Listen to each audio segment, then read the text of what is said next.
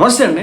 ఒక్కసారిగా పవన్ కళ్యాణ్ గారి మీద అటుపక్క వైసీపీ కావచ్చు, ఇటుపక్క తెలంగాణకు సంబంధించినటువంటి కాంగ్రెస్ పార్టీ కావచ్చు, అదేవిధంగా బీఆర్ఎస్ పార్టీ నాయకులు కావచ్చు, ఒక్కసారిగా మాటల దాడి స్టార్ట్ చేయడానికి ఉన్నటువంటి కారణం వీళ్ళ హిడెన్ ఎజెండా ఏంటి? ఇప్పుడు ఈ రోజున తెలంగాణకి సంబంధించి పవన్ కళ్యాణ్ గారు సినిమాలు ఇంకా ఆడనివ్వం తెలంగాణలో అని చెప్పేసి మాట్లాడేది జరుగుతుంది. ఇప్పుడు మన ఆంధ్ర రాష్ట్రానికి సంబంధించి వైసీపీ పార్టీకి సంబంధించినటువంటి నేతలు కావచ్చు, ప్రతి దాని మీద ఏదో తిరుమల తిరుపతి దేవస్థానంలో జనసేన పార్టీ గొడుగు పట్టుకున్నాడు అంటే ఎవడో దిక్కుమాలన్నాడు, ఎవడేసుకెళ్ళమన్నాడు, ఇంకా గొడుగులు లేవు, అది ఒక్క గొడుగు దొరికిందా ఈ దిక్కుమాలిన సంతకి వేసుకెళ్ళానండి, ఇంకా దాని మీద రాజకీయం.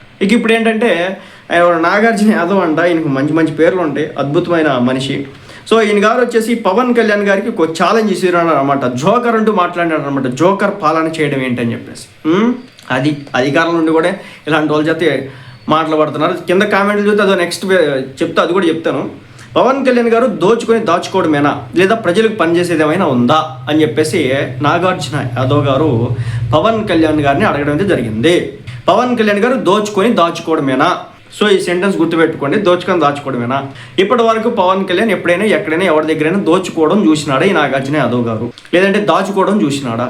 నీ దగ్గర ఏమైనా పవన్ కళ్యాణ్ గారు దాచుకుని ఎక్కడైనా చేసింది ఉంటే కనుక ఎవిడెన్స్తో సహా బయటపెట్టు, లేదంటే ఆయన మీద కంప్లైంట్, లేదంటే కోర్టులో కేసే. ఇక్కడ దోచేసినాడు పవన్ కళ్యాణ్, ఇక్కడ కబ్జాలు చేసినాడు, అదే కబ్జాల పర్వం కొనసాగింది కదా, సో అలాంటివి చేసేసినాడు పవన్ కళ్యాణ్ అని చెప్పేసి చూపించాను. దరిద్రం పోతుంది. లేదా ప్రజలకు పనిచేసేది ఏమైనా ఉందా? లేదు, పనిచేయడు పవన్ కళ్యాణ్. ఆయన కాదు కదా. ఇప్పుడు మొన్న కోనసీమ జిల్లాకి వెళ్ళి ఏదో అక్కడికి వెళ్ళి అక్కడ ఉన్నటువంటి మ్యాజిక్ డ్రైన్స్ వీటి గురించి అన్నీ మన కళ్ళకి కనిపించు చెప్పిన బొక్క. ప్రజలకు పనిచేసేది ఏందనేది ప్రజలకు కనబడతా ఉంది. నెక్స్ట్, కేంద్రం నుంచి 32,284 కోట్లు గ్రాంట్ ఇన్ ఎయిడ్ కింద రావాల్సి ఉండగా మీరు సాధించింది కేవలం 5,723 కోట్లు మాత్రమే, అంటే 17.73%. Bad, very bad. మరి జోకర్ పాలన చేయడం ఏంటి అని చెప్పేసి పవన్ కళ్యాణ్ గారిని ఉద్దేశించి మాట్లాడడం జరిగింది. సో ఎంత ఏంటో చెప్పమంటారా? 32,282 కోట్లు గ్రాంట్ ఇన్ ఎయిడ్ కింద రావాల్సిన డబ్బులు అంట. ఎంత ఏంటంటే వీళ్ళ గవర్నమెంట్లో, అప్పుడు వైసీపీ పార్టీ గవర్నమెంట్లో మ్యాచింగ్ గ్రాంట్స్ ఇస్తే కనుక రోడ్లు వేస్తారనమాట. చిన్న పనులకి, లేదంటే కనుక ఇరిగేషన్ పనులకి అన్నిటికీ కూడా చిన్న మ్యాచింగ్ గ్రాంట్స్ ఇవ్వాల్సి ఉంటుంది. ఒక 100 కోట్లు, 50 కోట్లు, 70 కోట్లు అలాంటివి కూడా ఇవ్వకుండా చివరాఖరికి గ్రామీణ వ్యవస్థ, పంచాయతీ వ్యవస్థ మొత్తాన్ని కూడా పతన స్థాయి పడేసిన తర్వాత కూడా ఈ రోజు ఇచ్చి వీళ్ళు కథలు నీతులు చెప్తున్నటువంటి తీరు చూస్తూ ఉంటే దేంతో వాళ్ళు అర్థం కావట్లా. జోకర్ పాలన చేయడం ఏంటని చెప్పేసి పవన్ కళ్యాణ్ గారిని అడుగుతున్నాడు.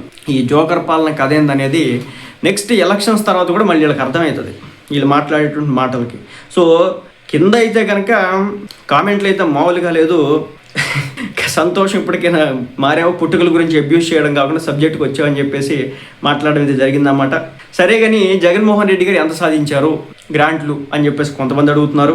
నాగార్జున యాదవ్ గారు 6 నెలల అలయన్స్ ప్రభుత్వం 32,284 కోట్లు ఖర్చు చేయలేదని క్లాస్ తీసుకోవాలంటే ముందు మీ వైసీపీ హయాంలో మిగిలిపోయినటువంటి బిల్లులు లెక్కలు చెప్పమని చెప్పేసి కాగ్ రిపోర్ట్ గురించి కావచ్చు, పిఎంఏవైజీ గృహ స్కీముల గురించి కావచ్చు, ఆరోగ్యశ్రీ నెట్వర్క్ గురించి కావచ్చు, పోలీస్ శాఖల బిల్లుల గురించి కావచ్చు, ఉద్యోగుల డిఏ అరియర్స్ గురించి కావచ్చు, అప్పులు పెండింగ్ బిల్లులు కావచ్చు, వీటన్నిటిని గురించి కూడా బయటకు తీసి సామాన్య జనం నిలదీయడం అయితే జరుగుతుంది. తర్వాత మీ హయాంలో ఎంత తెచ్చారు, తెచ్చిన డబ్బులు ఎక్కడ ఖర్చు చేశారో చెప్పమని చెప్పేసి జనం అడుగుతున్నారు. తర్వాత కొంతమంది పర్సనల్ అబ్యూస్ చేస్తున్నారు, అలాంటి కామెంట్లు పెట్టకండి. తర్వాత టెక్స్ట్ ఒకటే కాదు అన్న, ఏమైనా ప్రూఫ్స్ ఉంటే పెట్టినాడు కదా, ఏదో తీసుకురావట్లేదు అని చెప్పేసి దానికి సంబంధించి ప్రూఫ్లు అడుగుతున్నారు జనం. సో దానికి సంబంధించి ప్రూఫ్లు పెడితే కూడా బాగుంటుంది.